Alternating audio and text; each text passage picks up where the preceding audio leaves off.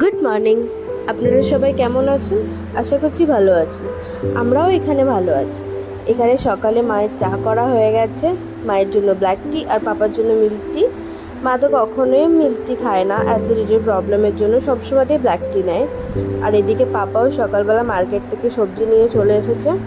আর আজকে মা খুব খুশি, কারণ পাট শাক এনেছে আজকে পাপা বাজার থেকে।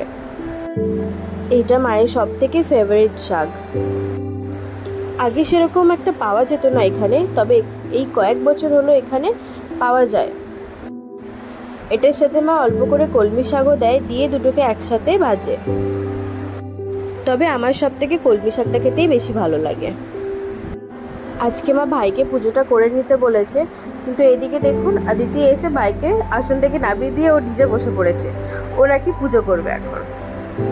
তবে ও বেশ করে, ওর হাতে ফুল দিলে ও ঠিক ঠাকুরকে টুকটুক করে ফুলগুলোকেও দেয়। মা রঙ্গোলি করছে বাইরে।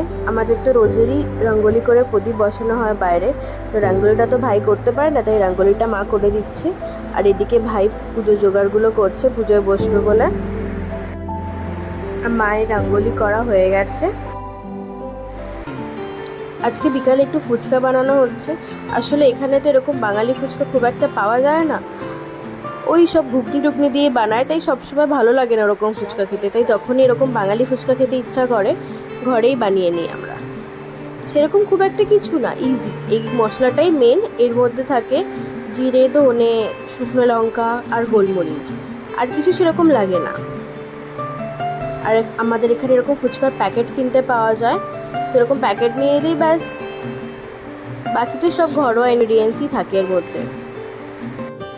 মা আলুটা মেখে নিচ্ছে। এখানে আলুর মধ্যে মশলা, বিট নুন, আর তার মধ্যে ধনেপাতা কুচি, পেঁয়াজ কুচি। পেঁয়াজ তো সবসময় আমরা খাই না নিরামিষের দিনে, তো আজকে পেঁয়াজটা খাওয়া হচ্ছে। আর একটু ছোলা আর লেবুর রস। ছোলাগুলো দেখুন এখানে কলা বেরিয়ে গেছে। মায়ের এই ছোলার মধ্যে এই কলা বেরোনো খেতে খুব ভালো লাগে। আমি তো বলছি একটু হলে গাছই বেরিয়ে যেত, এত বড় বড় এরকম অঙ্কুর বেরিয়ে গেছে।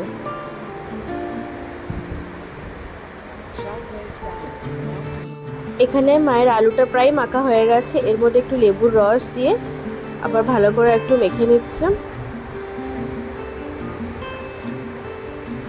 আর টক জলটা আগে থেকেই তেঁতুল ভিজিয়ে রেখেছিলাম।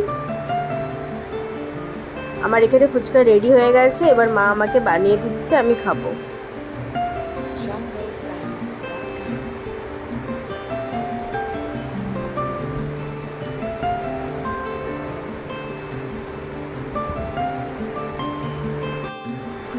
মা বানিয়ে দিচ্ছিল এতক্ষণ, এবার আমি নিজে বানিয়ে নিয়ে খাবো।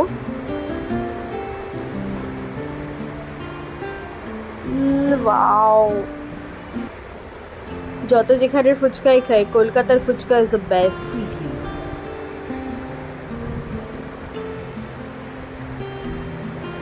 এখানে ভাই ঘর থেকে যাচ্ছে, ওর জন্য মিঠা পুরি বানানো হয়নি বলে।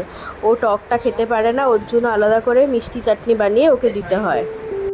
এখানে আমি ফুচকাগুলো একের পর এক খেয়েই যাচ্ছি। যাক, ফুচকা খাওয়া হয়ে গেছে। আর মা এখানে শাক নিয়ে বাছতে বসে গেছে। রাতেই শাকগুলো বেছে রাখছে, কারণ সকালে মায়ের একদম সময় হয়ে ওঠে না।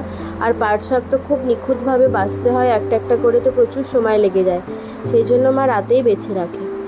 চলুন আজকের মতো ভিডিওটা আমি এখানেই শেষ করলাম। দেখা হবে আবার একটা নতুন ভিডিওতে। আমার ভিডিওটা একটা লাইক আর একটা শেয়ার করে দেবেন।